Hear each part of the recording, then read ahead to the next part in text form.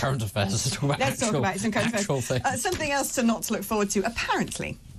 This is in The Independent. A new poll shows that support for taking a fresh look at Britain's decision to leave the EU shows that voters believe nearly everything has got worse as a result of Brexit, from the economy and cost of living to the NHS. Here's a clue, none of it's to do with Brexit.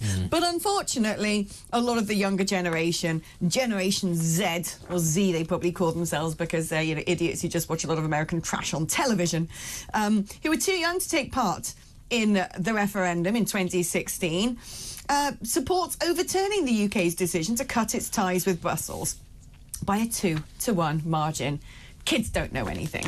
Anyway, let's speak now to Alex Petropoulos. He's a political commentator with Young Voices UK.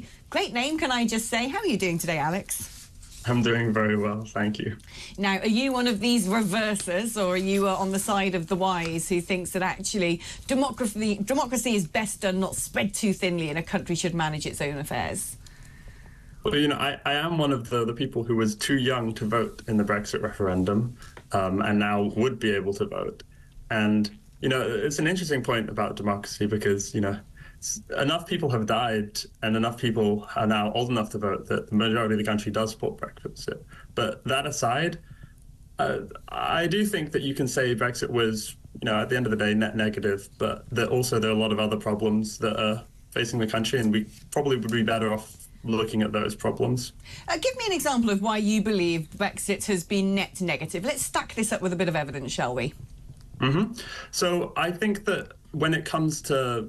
So I'll give you an example of some trade-offs. So we left Horizon Europe, we left this big science funding program, and as a result of that, the total amount of money going towards science is down in the country. We're underinvested.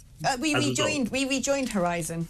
We did rejoin, but the damage done over that period of time... But that damage was done, that decision was taken by the EU. We didn't say we wanted to leave it at all. That was them cutting off their nose to spite their face, considering that we've got more top 100 universities in the United Kingdom than across the entirety of the EU. That was them playing silly games, wasn't it?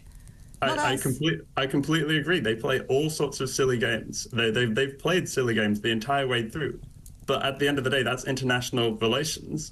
And look, they've treated us really badly. Why would we want to be a member of a club who wants to treat us like that and make such appalling decisions that affected their own scientists and their own scientific progress?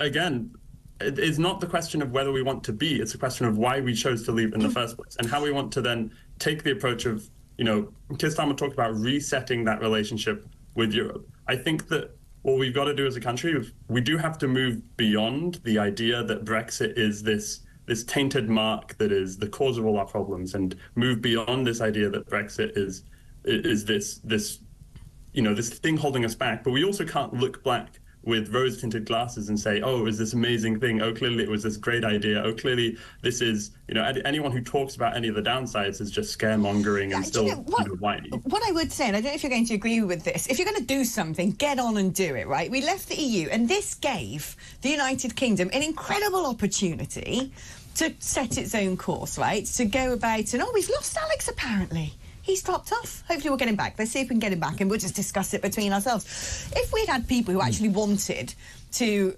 use all the benefits of Brexit, put our hands firmly back on the tiller, we could have done great things. And what I find quite ironic, actually, is the party now that seems to be cashing in on Brexit dividends is actually the Labour Party. Yeah. The Tories failing to do any of it with this new slate of workers' rights they want to introduce, with setting up Great British Energy. Well, guess what? All of that couldn't be done if we were in the EU. You couldn't make it up. Of course, but that's largely because the Conservative Party, even though that was the one that gave us the referendum, was always the party of Europe, and the Labour Party actually historically was the party that was most opposed to Europe, because that was actually against being able to set up a more left-wing British state. I think actually a lot of what Alex is saying there is true, which is that it's a very sort of silly thing to look at Brexit as either a good or a bad thing. It is an event, and you can make what you will of it. Yeah. Ultimately, a lot of people did not vote just because they didn't like the European Union. It was also about what's ultimately all politics is domestic. It's about what's happening here. If you leave the European Union, but you keep in place the exact same people that desperately wanted to be part of the European Union or know no other way of governing, why should you be surprised that nothing has changed? And ultimately, if you want to reset the relationship with Europe, you have to show Europe that you are a competitor. You have to bring something to the table that makes them go, we want to play nice with these people. All we've had, actually, is politicians in the UK desperately trying not to upset the Europeans, desperately trying, please, we'll be friends, everything can be fine just as it was, just with a few sort of changes around the edges to appease the people who voted for it. It was a profound opportunity that we have failed to take any kind of grasp of because our political elites don't want to. But we also have to admit, actually, and this is, I think, the thing that really upsets both Brexiteers and Remainers, it has been a net loss because we're basically trying to carry on as we were before. Well, we didn't actually do anything with it. Exactly. All we've done is put up a few tariffs here and there, a few changes around trade, left a few organisations, and not actually done major things to flip that. So it's been a very slight negative, very slight, but not enough to in any way justify the hysteria that you hear from people who blame everything on Brexit. We've got Alex back now, and I'm pleased to say that. And also I've noticed that Alex is based in Brussels, so clearly not being able to go and live and work and do things in a European country doesn't apply to him. That was another scaremongering story. Alex, what do you think about some of the Labour's policies, such as renationalising things, setting up Great British Energy, for example? Because I'm pretty sure that under EU competition regulation, that couldn't have been done. So yeah, that probably is an example of something that the EU has problems. The EU has lots of problems, and I'm in Brussels because I happen to be a person who has both an EU and a British citizenship. I'm one of the lucky ones, so it's not really a point there. But to add on to what the other commentator was saying, I think that there is a great point to be made, which is that Brexit served as this distraction from our own shortcomings. It served as this distraction from our own failings, our own ability to get things done. And it still continues to almost act as this way for some people. It still continues to be this excuse for our inability to actually make progress, our inability to look in the mirror and say, look, we have really big problems. We have really big challenges, and we're not being bold enough. We're not willing to have enough difficult conversations about what our economy should look like, about what our relationship would look like. Brexit, I think, was an example of us having a conversation, starting a conversation of what should our relationship with Europe look like, but not being willing to actually finish that conversation. I think you make a very, very valid point there. And one thing I would say, at least, is for years we heard, it's the EU's fault. It's EU red tape. It is. Now, of course, with the migrant crisis, we keep hearing it's the ECHR, it's the ECHR, it's the ECHR. When most other countries just say to the ECHR, sorry, we're not going to apply this particular judgment in this instant. We're going to get on and do it ourselves. And I thought about this the other day, and I thought, Britain's not incapable of doing that. When the ECHR said to us, you've got to give prisoners the vote, we did not. Yeah. So actually, I think Alex makes a very important point here, which is very often things that should have been taken care of by Britain have been scapegoated. But at least now you could argue that when things are a mess, when things go wrong, we can at least point the finger of blame at 10 Downing Street. We can, but I think it's going to change a real sort of culture change across the UK sort of political scene, but also amongst the voters themselves. And I mean, this is potentially where I'm going to upset a lot of people. Ultimately, you get the country that you deserve, that you vote for, and a lot of the problems in this country are caused because people have made really stupid voting decisions based on things that they've been told are possible. So let's take, for example, the idea of turning the entire power grid into renewable energy at a stage where we do not have the technology to do that. We don't have the capacity to do that. We were talking, there's the story in the front page of the Telegraph today about the Labour Party having to row back on phasing out petrol cars. Why? Because it's physically impossible to get all of the infrastructure in place to have electric cars across the whole country. I'm sorry, but reality comes up sooner or later, and it's very nice to think in these, if we don't do it, then the planet will catch fire.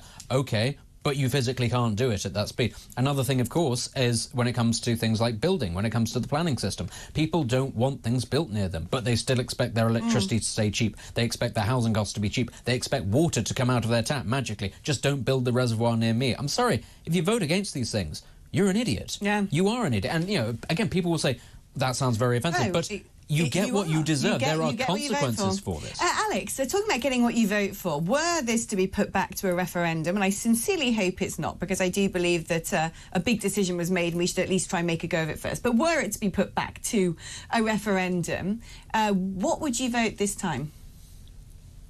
You know, I think it really has to come down to the question. If the question is, you know, we're going to go back, we're going to try and negotiate, we're going to look for a deal, and we're going to try and get a really good deal. And if that deal is on the table, we take it. I'd vote for that. But I'm not going to vote for we're going to go and take any deal no matter what they give us. Unfortunately, one thing I do know about Brussels, one of their favourite phrases of all time is you don't get to cherry pick. And when David Cameron tried to renegotiate, he was told, get lost. He came back with his tail between his legs. And during the whole negotiations over Brexit, when we tried to have a common sense way of doing things, a thing, you know, a system which would have basically been good for both sides of actually having liberal trade still, but saying, but we want to take care of our own democratic entities. The EU put as many roadblocks in place as possible, which I think has harmed some of their own traders as much as our own. You'd want, I think, there to be transparency if we were going to have another referendum, which is to say we would need to know what the terms of the deal, the offer on the table were, and be put to the British people very plainly to say this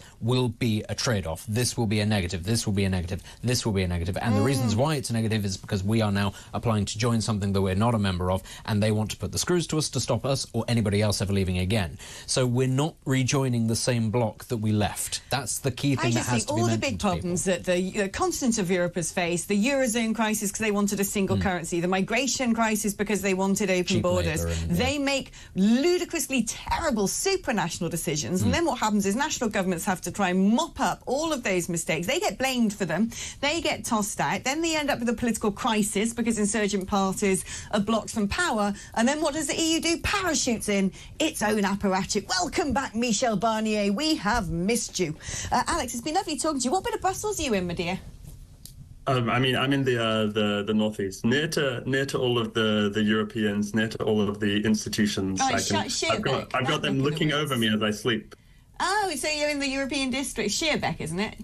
Yeah, near there. Yeah. No, I lived in Brussels for a long time, so I know it very well. Anyway, go and have a wonderful big old beer and delirium for me, would you? I miss that place. It's been wonderful talking to you. Thank you so much. Should we do a couple of calls now and then